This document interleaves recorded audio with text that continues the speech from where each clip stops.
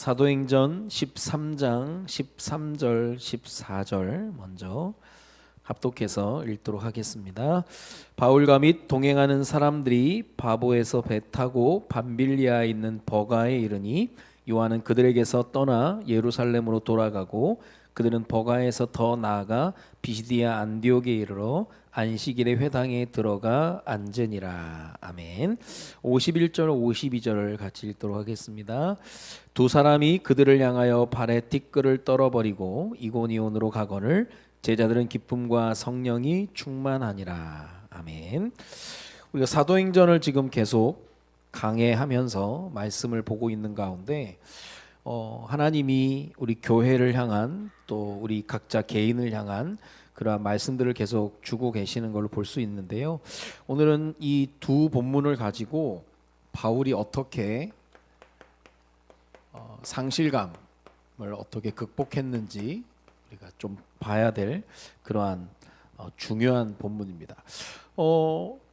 바울도 전도자 이전에 또 사람이었기 때문에 이 부분을 어떻게 또 극복해 나가는지를 좀 봐야 되는데요. 성경에서 뭐 중요하다라고 하면은 전도와 선교 못지않게 전도와 선교라고 하는 게 관계를 통해서 오는 거니까요. 제가 늘 말씀드리는 게 우리 자녀들에게 어떤 실력을 갖출 필요가 있다면 어떤 다른 실력보다는 관계를 잘하는 실력이 중요하거든요. 그래서 저는 뭐 우리 아이들이 어디 가나 사랑받는, 그럼 어디 가나 사랑받는 애가 있는가 하면 밤에 어디 가도 밉상인 애들이 있거든요. 말 한마디, 행동 하나 그런 것들이 배우지 못해서 그럴 수 있거든요. 뭐 그거 다 상처라고 얘기할 수 없고 못 배워서 그럴 수 있거든요. 그래서 우리가 이제 또 명절 같은 경우에는 관계를 해 나가는 것도 그 관계 속에서 많이 배워야 될 필요가 있는데요. 성경에서 관계라고 얘기할 때 의라고 얘기하는 디카이오순에 그랬죠. 이건 우리가 꼭 기억해야 헬라어 그랬는데요. 디카이오순에 그래가지고 세례 요한에게 예수님께서 세례를 받으려고 하니까 세례 요한이 안 된다고 했잖아요. 그때 너희가 나가 의를 이루자라고 했는데 이 의라고 하는 부분이 우리가 얘기하는 좋은 관계, 이걸 얘기하는 좋은 관계, 의, 디카이오순에 라이트니스 그렇게 될 수 있는 부분들인데요. 그 성경에서 보면 성경을 조금 우리가 이제 쉽게 좀 표현하는 건 관계를 이루기 위해서 돈하고 시간을 사용하라고 얘기해요. 성경은 돈 때문에 관계 깨지면 안 되고 시간 때문에 관계 깨지면 안 되고 심지어 돈과 시간을 사용해서 관계를 맺어라 이제 그렇게 얘기를 하거든요. 왜냐하면 돈도 지나가고 시간도 지나가지만 남는 것은 관계밖에 없는 거예요. 그래서 관계를 잘하는 그런 실력이 필요하고 능력이 필요하고 관계만 잘 되면 이 관계만 잘 되면 사실 계속 공급을 받을 수가 있는 거거든요. 그래서 우리도 이제 우리 이 명절이 되니까 이제 친척들이 다 모이고 하면 뭐 다 각자의 다 장단점이 있겠죠. 좀 심려 걱정되는 게 이제 관계를 잘 못하는 이건 굉장히 크거든요. 어릴 때부터 이건 잘 풀어줘야 되는 겁니다. 오늘 왜 이 얘기를 자꾸 하냐면 성경에서 결국 전도와 선교 바울이 잘한 게 뭐냐면 바울은 관계를 잘했거든. 전도운동 가서 관계를 잘했어요. 선교 가서 관계를 잘했다니까요. 그 전도에 대한 사명은 있는데 이 부분에 대한 비중을 뭐 찾지 못한다면 더 이상 확산은 안 되는 겁니다. 그럼 결국은 이제 끼리끼리밖에 안 되는 건데요. 오늘 이야기를 하냐면 오늘 13절에 보니까 요한은 그들에게서 떠나 예루살렘으로 돌아가고 그러는 요한이 이제 마가거든요. 마가 요한. 마가가 1차 전도 여행 때 같이 합류를 했었는데 마가가 떠난 사건입니다. 마가가 떠나버린 거예요. 이 부분에 대해서 이 사도행전을 기록한 누가는 침묵으로 일관해요. 별로 얘기를 잘 안 합니다. 그럼 내면에 뭐가 있었는데 아무것도 아닌 사람이 떠나는 건 상관없지만 우리가 쭉 성경을 보면 13장 5절에 보면 마가 요한을 그 팀에 뭐라고 뒀냐면 수행원으로 뒀다는 수행원으로. 이것이 제일 비슷한 게 여호수아가 모세의 시종이었다 하냐 그 말과 제일 비슷한 부분입니다. 그러니까 그 팀에서 마가 요한을 수행원으로 뒀다는 것은 굉장한 신뢰가 바탕이 되어 있는 거죠. 그렇죠. 여러분 상실감을 느낄 때는 아무에게나 상실감을 느끼는 게 뭐 뜨내기들한테 느끼는 게 아니거든요. 수행원 정도 했던 이 마가가 이렇게 떠났는데 잘 얘기 안 하다가 나중에 바울이 그런 얘기를 합니다. 15장 38절에 보니까 나중에 바나바하고 싸울 때 막 그런 얘기를 했겠죠. 그 내용이 뭐냐면 바울은 밤빌리아에서 자기들을 떠나 함께 일하러 가지 아니한 자를 데리고 가는 것이 옳지 않다. 이게 마가 요한에 대한 얘기예요.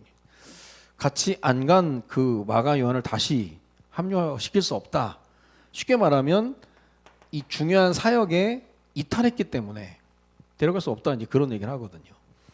그래서 우리가 이런 부분을 볼 때 바울이 이분을 어떻게 대처하냐 명확하게 알고 있는 거예요. 바울은 그렇다고 해서 사적인 저기로 바나바처럼 조카이기 때문에 생질이기 때문에 무조건 덮어주자 그것도 아니거든요. 왜냐하면 그것보다 더 중요한 전도 선교에 대한 그런 관계가 있기 때문에 그렇거든요.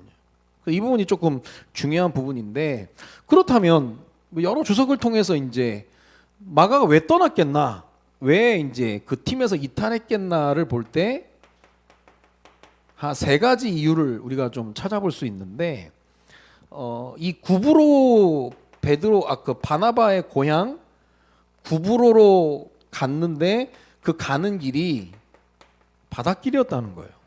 지금도 배멀미하는 사람은 조금만 타도 배멀미 하거든요. 여러분 우리가 뭐 제주도나 가도 뭐 고기 잡으러만 가도 멀미를 하게 되면 이 걷잡을 수 없거든요. 며칠을 그냥 막 고생하잖아요. 근데 이 마가 요한이 쉽게 말하면 부자 청년이었거든요. 왜냐하면 마가 요한의 집이 다락방에 120명이 모였다면 우리 거실에도 120명 못 모이는데 다락방에 120명 모였다면 엄청난 부자인 거거든요. 이 부자 청년에게는 이 바닷길이라고 하는 게 감당이 안 되는 거예요. 예전에 그 우리 담임 목사님 한창 탈북자 사역 뭐 심양 뭐 어디 뭐 여기저기 막 다니실 때 어느 목사님 아들이 2주를 같이 가기로 했었는데 한 주 갔다 와서 그 다음 주 도망가 버렸어요.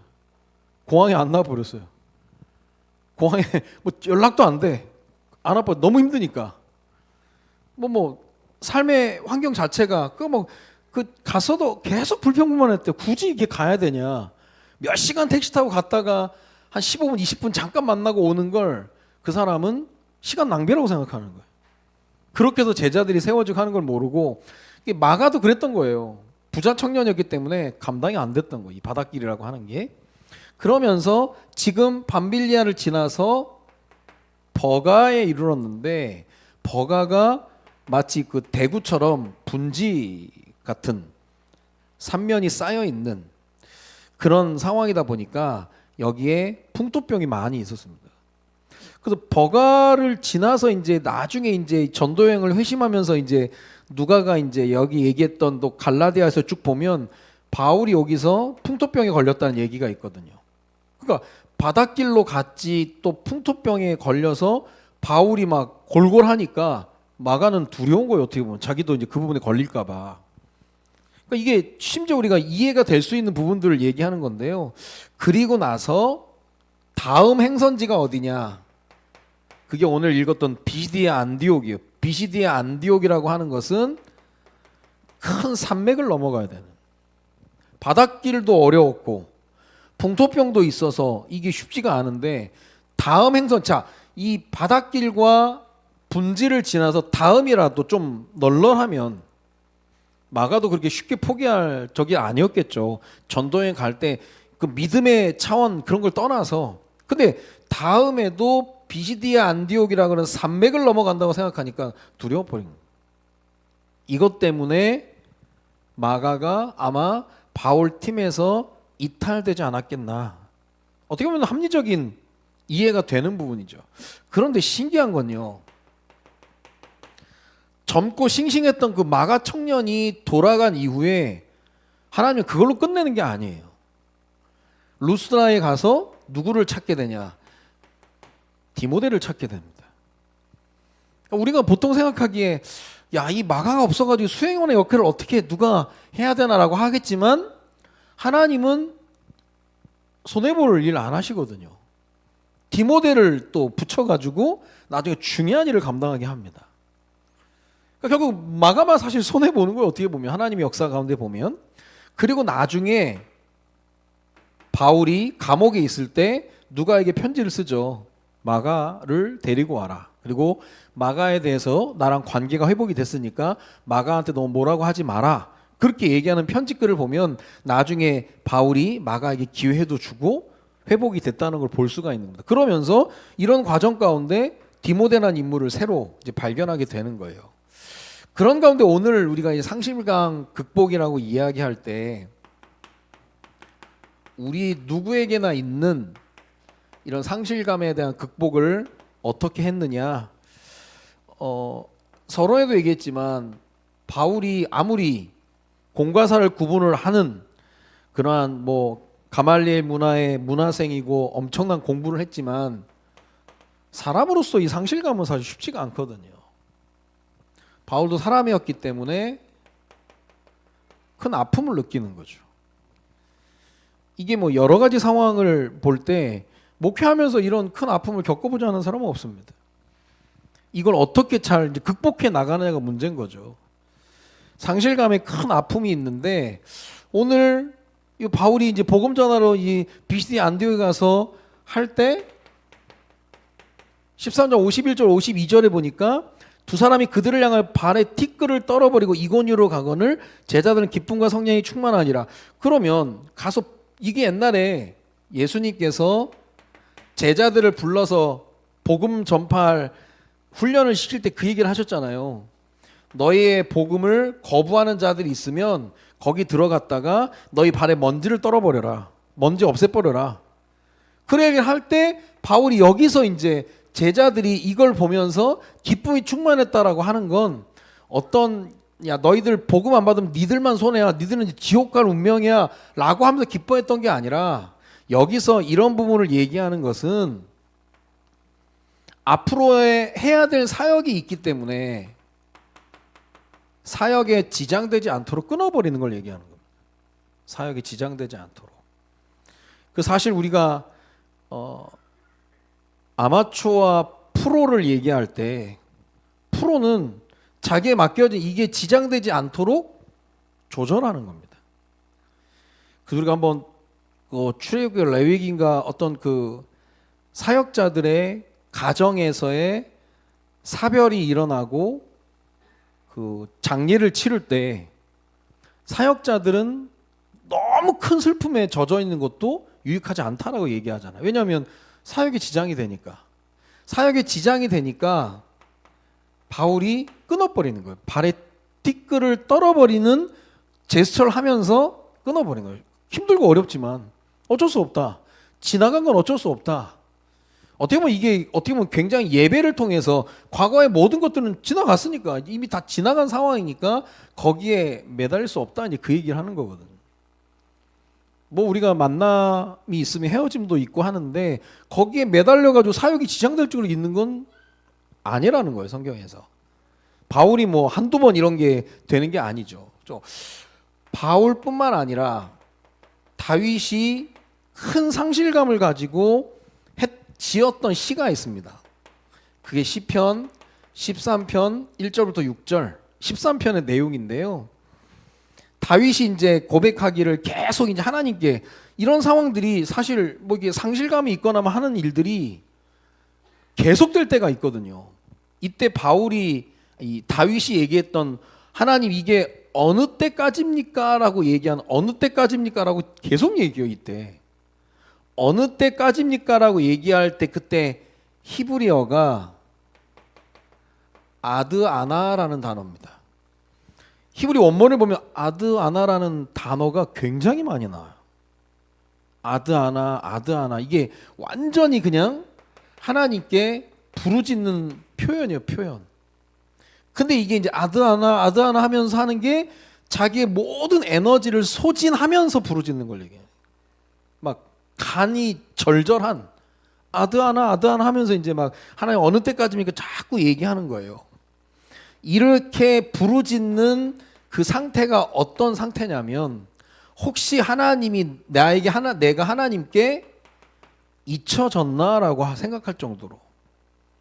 아니 어떻게 하나님 이런 일이 일어날 수 있습니까? 아드아나 언제까지입니까? 그럴 때 내가 하나님께 잊혀졌나 그런 생각을 하면서 다윗이 하나님께 매달렸던 거예요.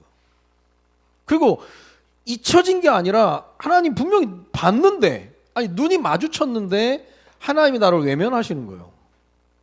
어떻게 보면 그 믿음 없으면 미쳐버리는 거예요 진짜. 근데 믿는 구석이 하나님밖에 없는데 하나님이 나를 잊으셨거나 나를 외면하신다. 이러한 상황 가운데 그럼 이런 상황이 우리에게 주는 그 상태가 어떤 상태냐면 사람이 쉬지를 못하는 거예요. 쉬는 게 아닌 거예요. 좀 자라 못 자는 거예요. 좀 그냥 좀 여유를 그게 안 되는 거예요. 그러니까 이 다윗이 이런 고백을 할 때 내가 종일 계속 이렇게 하루 종일 이 생각만 한다는 거예요. 거기 잡혀 있는 거죠 어떻게 보면. 그러다가 여기서 다윗의 고백이 끝나면 말도 안 되는 거죠. 그때 시편 13편 3절에 여호와 내 하나님은 나를 생각하사 응답하시고 나의 눈을 밝히소서 두렵건대 내가 사망의 잠을 잘까 하오며 눈을 밝혀달라고 기도하거든요. 눈을 밝혀달라고 하는 것은 이 일을 통해서 하나님이 원하시는 것을 깨닫기를 원한다. 그 내가 눈이 열려지지 않으면 사망의 잠을 잔다는 거예요. 다윗의 고백이 진짜 이게 이 상황 가운데 겪어보지 않으면 이해가 안 될 정도의 눈을 밝혀달라 그렇게 얘기하면서 5절 6절에 같이 얘기하죠. 나는 오직 주의 사랑을 의지하였사오니 나의 마음은 주의 구원을 기뻐하리다. 내가 여호와를 찬송하리니 이는 주께서 내게 은덕을 베푸심이라고 하면서 그렇죠. 제가 또 한눈을 팔았네요. 하나님만을 의지하겠습니다. 이렇게 고백한다니까요. 다윗이 멋있는 게 앞에는 아드아나 어느 때까지가 계속 하다가 그 상태를 끝까지 가져가지 않는 거예요. 역전을 시켜버린다니까요. 그 하나님 내게 눈을 열어달라고 하면서 내가 온전히 하나님만을 의지합니다. 그렇게 하게 되는 거. 그러면 이런 상황들을 볼 때 하나님께서 바울과 다윗에게 이러한 상실감을 주는 분명한 이유는 다른 거 없죠. 뭐 겸손하라는 거예요. 내가 뭘 사람을 내가 찍어놓고 너는 내 제자 뭐 너는 우리 제자 뭐 그런 거 하지 말고 겸손하라는 거. 내가 내 힘으로 할 수 있는 게 아니라는 거죠. 겸손하게 한다라고 하는 것은 결국 내가 하나님께 집중하는 걸 얘기하는 거거든요. 근데 이런 과정을 통해서 사역자도 성장을 하는 거예요. 그리고 여러 가지 상황 가운데 우리가 사람을 분별할 수 있는 힘도 생기는 겁니다. 그래서 뭐 사람 보면서 저희 어머니도 늘 얘기하는 목회는 사람 보면서 하면 안 된다 늘 얘기하셨거든요. 그게 어쩔 수 없는 거예요. 왜냐하면 사람은 언제라도 또 돌아갈 수 있고 또 하니까 사람 보면서 하는 게 아니라는 그게 어느 날 확인이 되는 거죠. 그러면서 온전히 하나님께만 집중하게 되는데 여기서 말할 때 집중은 다른 거 안 보이는 거예요. 제가 얘기했죠. 화살 2개 가진 사람, 화살 1개 가진 사람 이길 수 없다고. 화살이 2개 있다는 것은 하나는 여유를 보잖아요. 이거는 여유 있는 집중, 여유가 집중을 흐트러뜨리는 거예요. 이때는 여유가 없는 상황인 거예요. 화살 하나 이거 아니면 안 된다라고 하는 도리어 여유가 집중을 깨는 경우들이 분명히 있게 된다라는 거예요. 지금 바울이 수행원으로 뒀던 마가 요한이 없어져 버렸어요. 얼마나 이게 실망도 하고 막 속상하고 얼마나 그랬겠어요. 근데 바울이 그거에 빠져 있지 않고 극복해 나가는 거예요. 끊어버리는 거예요. 이게 힘인 겁니다. 힘. 자, 그러면 우리 인생사에 상실감 느끼지 않은 사람이 없고 거기에 매달려 있으면 여러분 평생을 여기에 매달린 사람이 있거든. 평생의 원수감도 일을 가는 사람도 있다니까요. 여기에 매달려 가지고. 그래서 여기에 볼 때 두 가지 씨름이 필요한데 왜 이걸 씨름이라고 얘기하냐면 다윗이 시편 13편의 2절에 보면 나의 영혼이 번민하고 종일토록 마음에 근심하기를, 그때 얘기할 때 근심한다라고 하는 게 씨름한다는 거. 레슬링 그렇게 해요. 레슬을 그렇게 하거든. My soul, 내 생각과 씨름한다. 근심이라고 하는 게 기도 속으로 들어오면 씨름한다가 되는데 그 두 가지 씨름이 뭐냐면 생각의 씨름입니다. 이때 제일 많이 우리에게 드는 생각이 부정적인 생각들이죠. 그거 싸우는 거, 그거 아닌데. 부정적인 생각과 생각을 떨쳐버리려 한 씨름, 그리고 또 하나의 씨름이 기도의 씨름입니다. 기도의 씨름이라고 하는 것은 이제까지 진행된 건 어쩔 수 없고 지금 진행되는 것도 내려놓고 이 일을 통해서 앞으로 하나님이 하실 일들에 대한 생각을 하는 거죠. 그게 씨름이에요. 그러니까 먼지를 떨어버리는 이 행위 자체가 하실 일을 생각하는 거예요. 내가 이것 때문에 매달려 있지 않고 떨어버리겠다. 그걸 성경 씨름이라고 얘기하는데 굉장히 중요한, 그러면 엄청난 에너지가 소비가 될 수 있다라는 거예요. 그래서 상실감이라고 하는 게 쉽게 그렇게 해결되는 건 아니지만 내 정체성 속에서 생각할 때 이 지장되지 않도록 딱 잡아버려야 되는. 이런 건 도무지 말을 많이 안 하는 게 낫죠. 말하면 생각나니까. 그래서 이런저런 상황이 있을 때 내가 뭘 못하겠다라고 말을 줄이는 게 제일 나은 겁니다. 말을 안 해버리는 거죠, 그냥. 왜냐면 말이 돌고 돌아서 다 그렇게 돌아다니니까 말은 돌아다닐 때 덧붙여서 가잖아요, 항상. 말하는 사람의 동기와 의도가 덧붙여서 가면서 살리는 그게 아니거든. 사람 죽이게 되는 거거든요. 지금 우리가 이런 여러 가지 상황 환경 가운데 바울이 느꼈던 이 느낌, 우리가 뭐 100% 이해할 수는 없지만 우리 실제 삶 속에도 그런 일이 분명히 일어나고 있다라는 거예요. 자, 그래서 우리 응답의 스케줄을 생각할 때 2025년 우리가 기계실 그랬죠. 기도하고 계획하고 실천하고 교육과 전도와 치유, 이 부분을 우리가 기도하면서 계획 세우고 또 실천해 나가야 되는 겁니다. 자, 그러면서 뭐 오늘부터 벌써 명절 연휴가 시작이 돼서 인천공항 엄청 난리 났다는, 돈 없다 그러는데 다 또 해외로 또 가고, 또 벌써 지방 가는데 벌써 또 차 교통사고 난 소식들이 벌써 올라오잖아요. 그건 예상치도 못한 그런 일들이 분명히 있지만 명절 때는 항상 빛을 비춘다고 생각을 하고, 그래서 친척들을 만나서 빛을 비추는 그 방법 중에 하나가 함께 모여 예배하는 겁니다. 이건 부인할 수 없는 거죠. 그리고 나누는 거죠. 예배와 나눔. 그래서 이것이 그 가문의 문화가 될 정도로, 문화라고 하는 자연스럽게 당연히 해야 되는 그거거든요. 뭐 나중에 그래서 우리가 믿음의 어른들이 뭔가를 심어주지 못하고 가면 그걸 만들어내기 어려운 거예요. 그래서 어르신들의 역할이 그런 문화들을 만들어 놓고 가는 거거든요. 중요한 부분이죠. 그리고 우리 중고등부 청소년들, 우리 겨울 수련회를 두고 우리가 함께 기도해야 되겠습니다. 하나님의 인도 가운데 우리가 함께 교제할 수 있는 또 좋은 기회가 될 수 있도록 기도해야 되겠는데요. 오늘 사도행전 13장은 만약에 이 사도행전 이런 부분을 만약에 바울이 직접 썼다면 얘기를 하겠죠. 그러니까 바울이 떠난 마가에 대해서 별로 말을 안 해요. 저는 이게 참 지혜 있다고 생각합니다. 그러니까 이것들은 이 내용은 주석한 신학자들이 이제 파악을 해보니까 이랬는데, 자, 바울이라고 이런 부분을 안 느꼈겠냐? 다 느끼는 거죠. 느끼는데 얘기는 안 합니다. 느끼고 아는데 얘기를 안 하는 이유가 뭐냐?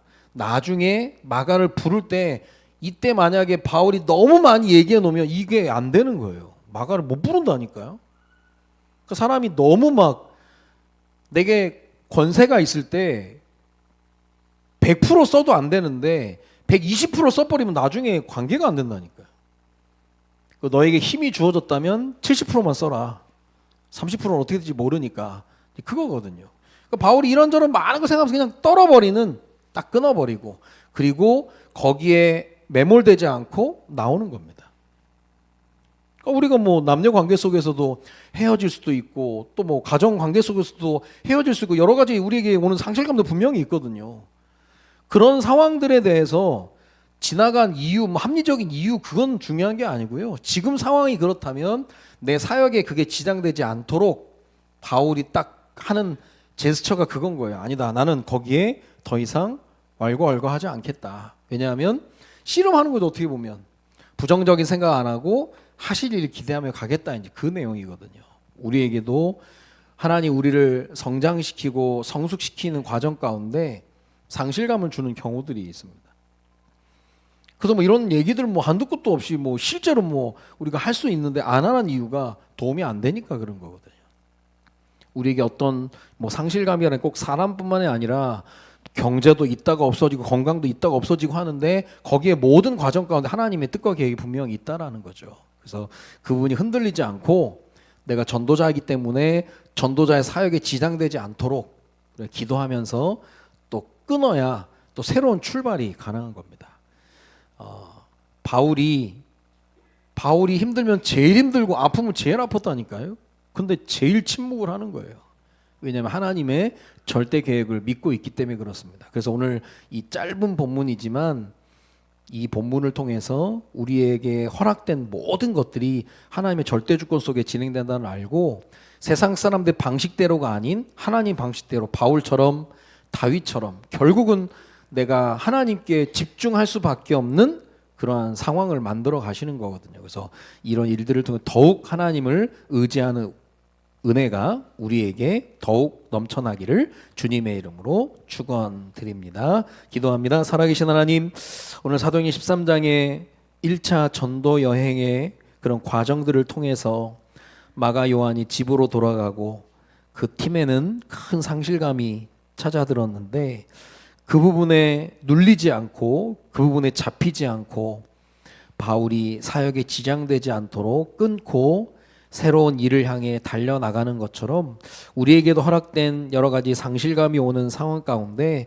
이런 말 저런 말 하지 않고 하나님이 하실 일을 기대하며 부정적인 생각들과 싸우면서 하나님의 절대 주권 속으로 들어가는 우리 모두가 될 수 있도록 주님이 인도하여 주옵소서. 바울과 또한 특별히 또 다윗이 이런저런 일들이 많이 있었지만 온전히 하나님만 바라볼 수밖에 없는 상황과 환경을 주어서 온전히 하나님 바라보다가 그 모든 환경을 극복해 나가는 것처럼 우리에게도 그 은혜를 허락하여 주셔서 그러한 상황 가운데 매몰되지 않고 새롭게 주시는 힘을 공급받아 새롭게 일어서는 우리 모두가 될 수 있도록 주님이 인도하여 주옵소서. 남은 시간 함께 찬양하며 기도하다가 더 큰 하나님의 은혜 속으로 들어가는 우리 모두가 될 수 있도록 주님이 인도하여 주옵소서. 감사를 드리며 예수 그리스도의 이름으로 기도드립니다. 아멘.